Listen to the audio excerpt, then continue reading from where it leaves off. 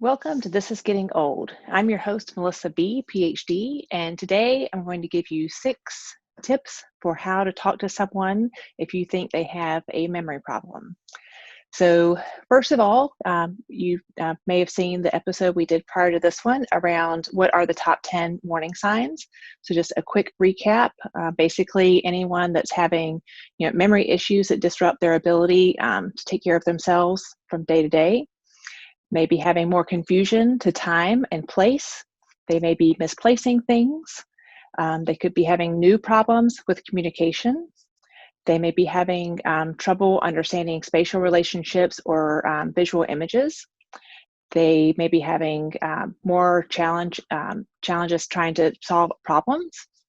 They may be displaying poor judgment, may be withdrawing from social activities, maybe having difficulty completing familiar tasks, or you're going to see changes in their mood or personality.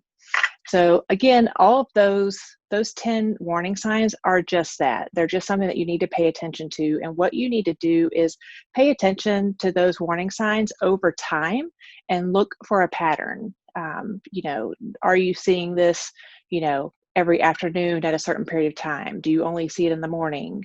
What you're going to do first is really to try to figure out what's going on. So, maybe keeping a journal where you write down kind of what are the changes that you see in somebody's memory, their thinking, or their behavior. So either what are they doing or what are they not doing that's worrying you, and then keeping track of when that's happening, what days it's happening, for how long do you see that particular behavior, or when's the last time that they did something that they used to do all the time. You also need to know that there are other things that can be going on with an older adult that doesn't mean they have Alzheimer's. In geriatrics, we call these the 3Ds. So basically, it's dementia, depression, and delirium. And so working through and trying to figure out what else could be going on here. Is it another health condition? Is it a recent loss of a spouse? Is it being trapped in their house for 3 months because of COVID? There's a lot of depression and anxiety that can look like memory problems, or is there some type of family stress that's happened? And then, has anyone else seen the changes that you are seeing? So are there family, friends, neighbors that you can maybe talk to try to find out if anybody else is seeing some of the things that you're seeing? And I think writing that down actually is helpful. It helps for you to keep it into perspective about, it also gives you a starting point when you do get to a provider. So before you get there, you got to have a conversation with that relative, right? So here are the 6 tips for how you're going to have this conversation. First of all, you need to think about who needs to have the conversation and when they need to have that conversation. If you're an outside person in this older adult's life, you may need to try to work with the family caregiver or an adult child to have that conversation, or maybe you have a close enough relationship where you can, at least have the conversation. But think through, what's going to be the best time of day to approach this person, what's going to be the best location, and typically being in a quiet and familiar place is going to be very helpful. But knowing, who should have the conversation and when you should have it will be important. And you also need to be prepared for some pushback. Like I said, a lot of times we start off having these kind of social chit chat conversations, and then I start asking very direct questions, and people can get really kind of mad at me. That's the nicest way to say it. So you need to expect that they're not going to be like, oh yeah, thank God you noticed that I've got a memory problem and I hope you haul me out to the nursing home next week. That's not really going to be anybody's reaction. And in early Alzheimer's, that's not even appropriate, but a lot of people will make that leap thinking that you're going to take away their independence and their autonomy if you find out. So second tip is to just know that this conversation may not go as well as planned. So you also may need to have this conversation more than once. You may need to have part of the conversation you wanted to have and then stop, through part of it if you're upsetting the other person. So again, we've talked about, resistance is met with resistance. And so if you're getting pushback, you're better off just to let it go and come back and talk about it again another day. But keep notes about that. So where did the conversation take place? What time of day was it? What went well? What didn't go well? And what do you think you should do the next time you try to have this conversation? You do need to try to have the conversation earlier rather than later. So this is the third tip, that you don't want to ignore these warning signs because it could be something else that's going on. They could be getting a bladder infection. They may have something wrong with their thyroid. So please don't ignore the warning signs, but you don't need to jump right to the conclusion that this is definitely Alzheimer's and they're definitely demented, because it could be the beginning of a delirium, which is an acute change in someone's ability to think. And it could be an underlying infection. They could be getting dehydrated. They could be constipated. It's amazing how your bowels impact your brain.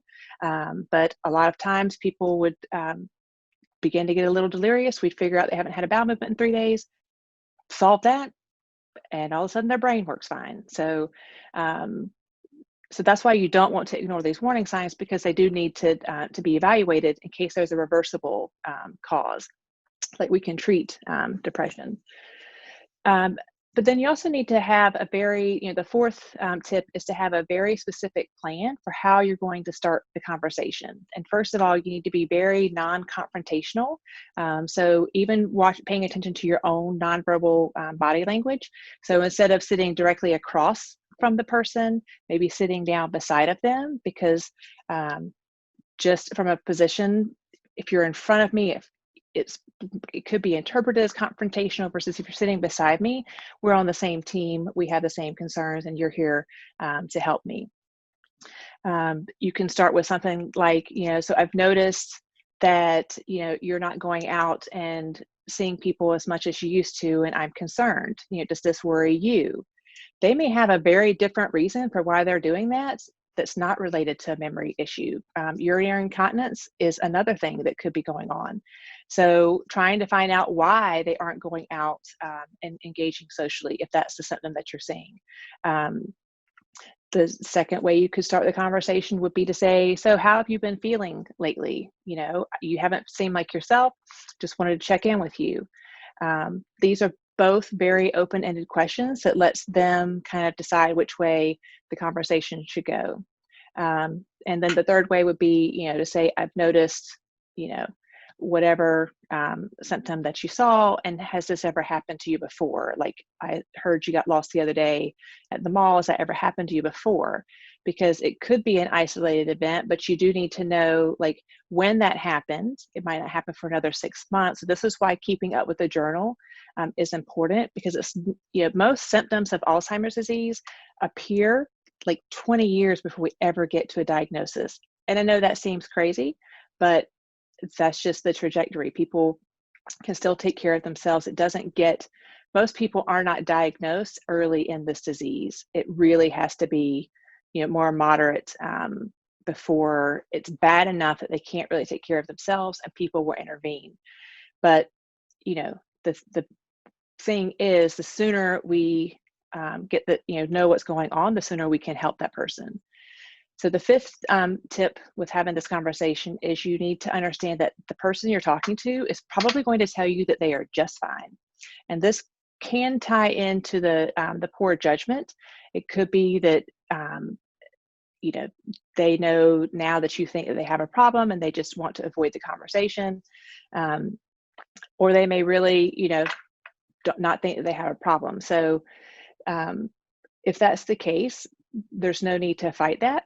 You just need to point out to say, well, I noticed 6 months ago, this is what you could do. And now, this is what I see you doing now. And I'm just concerned. But again, expect that they may think that they're just fine. And then the sixth tip for talking to them is really just to offer your support. And again, it kind of goes back to sitting down beside them and being on the same team with them, and to let them know that, you do want to help them maintain their independence for as long as possible. You want them to be able to live in their home as long as possible. And you also need to say to them, there are a lot of other things that could be causing your memory problem. And I think, it would be better for us to go talk to a doctor about this. You can offer to go with them to the doctor.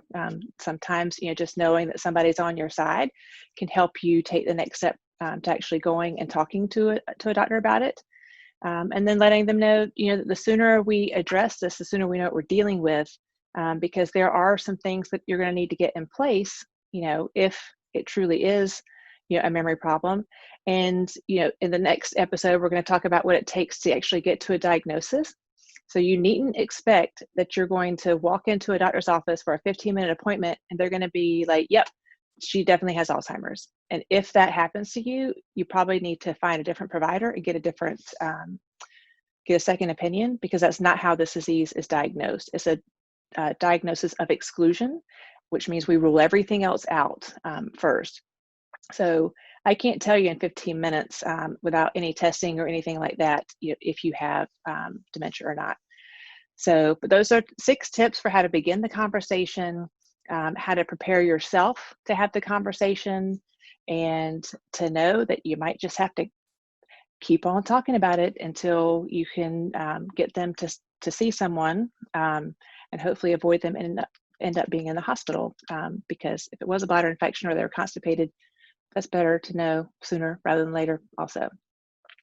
All right, thank you for joining me today, and I will see you next time. Thank you for joining me today for This is Getting Old. If you'd like to know more, you can subscribe to my YouTube channel. And if you have any questions or a related topic you'd like to hear from me about, just let me know. Thanks.